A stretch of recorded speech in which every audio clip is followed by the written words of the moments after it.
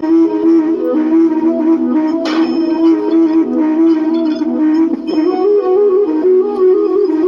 कभी कोई घटना मनुष्य के जीवन की सारी योजनाओं को तोड़ देती और मनुष्य उस आघात को अपने जीवन का केंद्र मान लेता। पर क्या भविष्य मनुष्य की योजनाओं के आधार पर निर्मित होते हैं? नहीं। जिस प्रकार किसी ऊंचे पर्वत पर सर्वप्रथम चढ़ने वाला उस पर्वत की तलाई में बैठकर जो योजना बनाता है, क्या वही योजना उसे उस पर्वत की चोटी तक पहुंचाती?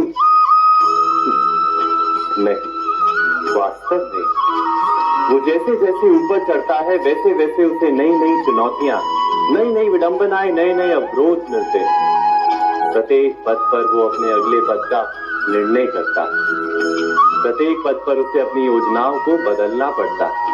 कहीं पुरानी योजना उसे खाई में ना ढकेल दे। वो पर्वत को अपने योग्य नहीं बना पाता, केवल स्वयं को पर्वत के योग्य बना सकता है। क्या जीवन के साथ भी ऐसा ही नहीं? जब मनुष्य जीवन में किसी एक चुनौती को, एक अवरोध को अपने जीवन का केंद्र मान लेता है, अपने जीवन की गति को ही रोक देता है, तो वो अपने जीवन में सफल नहीं बन पाता और ना ही सुख और शांति प्राप्त कर पाता। अर्थात जीवन को अपने योग्य बनाने के बदले स्वयं अपने को जीवन के योग्य बनाना ही सफलता और सुख का एकमात्र मार्ग नहीं। स्वयं विचार कीजिए।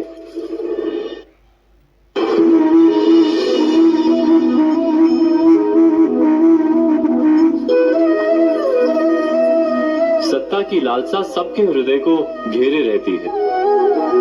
प्रत्येक व्यक्ति अपना एक राष्ट्र निर्मित करने का प्रयत्न अवश्य करता है। फिर वो राष्ट्र कुरु राष्ट्र की भांति बहुत बड़ा हो या फिर अपने परिवार तक सीमित हो, वो सत्ता प्राप्त करने का प्रयास अवश्य करता है। किंतु सत्ता का वास्तविक रूप क्या है? क्या हमने कभी विचार किया है?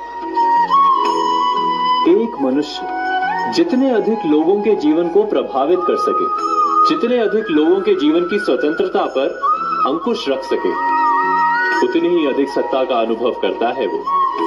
सत्ता का वास्तविक रूप ही है अन्य के जीवन पर स्वयं का प्रभाव। किंतु क्या वास्तविक प्रभाव प्रेम, दया, करुणा और धर्म से निर्मित नहीं होता? जब भी मनुष्य कठोरता और अधर्म से सत्ता प्राप्त करने का प्रयत्न करता है, तब वो दूसरों के हृदय में विरोध अथवा विद्रोह को जन्म देता है और परिणाम कुछ इस प्रकार। हाँ, कुछ समय के लिए वो स्वयं को प्रभावी और शक्तिशाली अवश्य पाता है, किंतु वो वास्तविक सत्ता नहीं।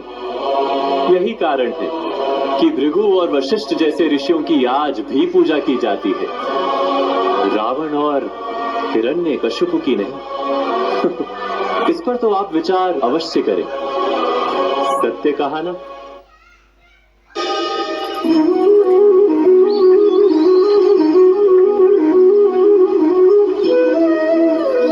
समय के आरंभ से ही मनुष्य को एक प्रश्न सदा पीड़ा देता है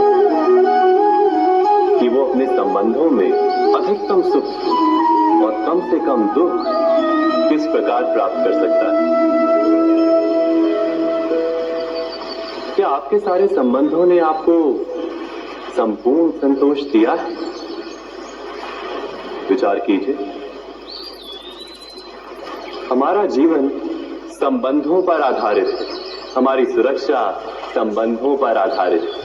इसी कारण हमारे जीवन के सारे सुखों का आधार भी संबंध है। किंतु फिर भी हमें संबंधों में ही अधिकतर दुख क्यों प्राप्त होते हैं? सदा ही संघर्ष भी संबंधों से ही उत्पन्न क्यों हो जाते हैं? कभी विचार किया? जब कोई व्यक्ति किसी अन्य व्यक्ति के विचार अथवा कार्य को स्वीकार नहीं करता, उसमें परिवर्तन करने का प्रयत्न करता है, तो संघर्ष जन्म लेता है। अर्थात जितना अधिक अस्वीकार उतना ही अधिक संघर्ष, और जितना अधिक स्वीकार उतना ही अधिक सुख। क्या ये वास्तविकता नहीं? यदि मनुष्य स्वयं अपनी अपेक्षाओं पर अंकुश रखे, अपने विचारों को परखे, किसी अन्य व्यक्ति में परिवर्तन करने का प्रयत्न ना कर स्वयं अपने भीतर परिवर्तन करने का प्रयास करे, तो क्या संबंधों में संतोष प्राप्त करना इतना कठिन? अर्थात क्या स्वीकार ही संबंध का वास्तविक अर्थ नहीं?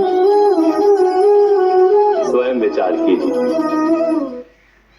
दो व्यक्ति जब निकट आते हैं तो एक दूसरे के लिए सीमाएं और मर्यादाएं निर्मित करने का प्रयत्न अवश्य करते हैं।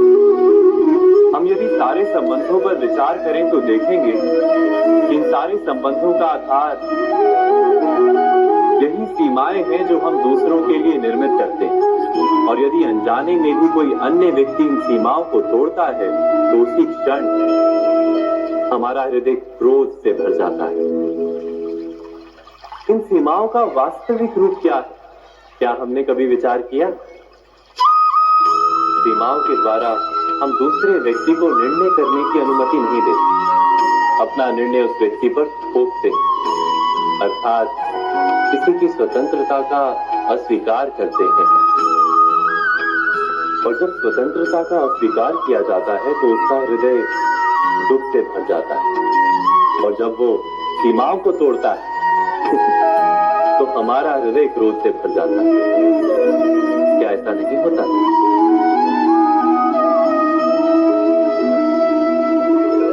पर यदि एक दूसरे की स्वतंत्रता का सम्मान किया जाए तो किसी मर्यादाओं या सीमाओं की आवश्यकता ही नहीं होती। अर्थात जिस प्रकार स्वीकार किसी संबंध का देह है, क्या वैसे ही स्वतंत्रता किसी संबंध की आत्मा नहीं? स्वयं विचार कीजिए।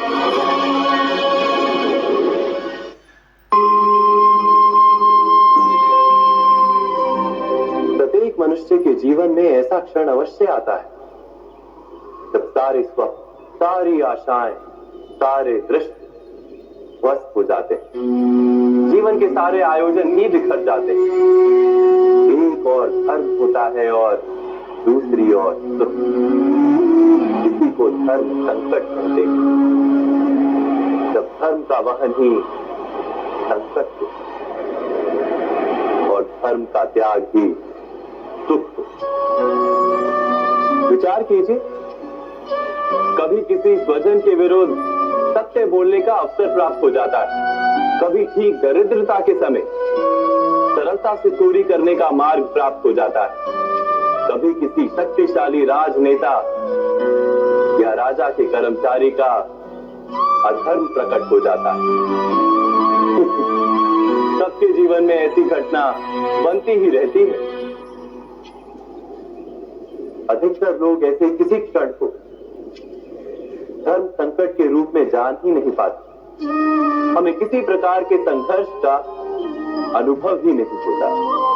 सहजता से सुख की ओर खिंचे चले जाते हैं, जैसे मक्खी गुड़ की ओर खिंची चली जाती।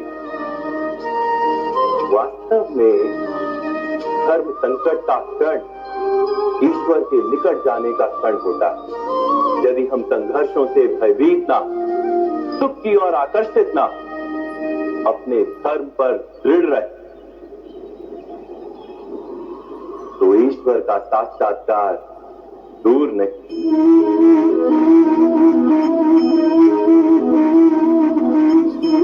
पवन से युद्ध करने वाला पत्ता यदि पेड़ से गिरता है तो भी आकाश की ओर उठता है। पवन से झुकने वाली घास वही भूमि पर रह जाती है। अर्थात धर्म संकट से यदि हम संकट को ही टाल दें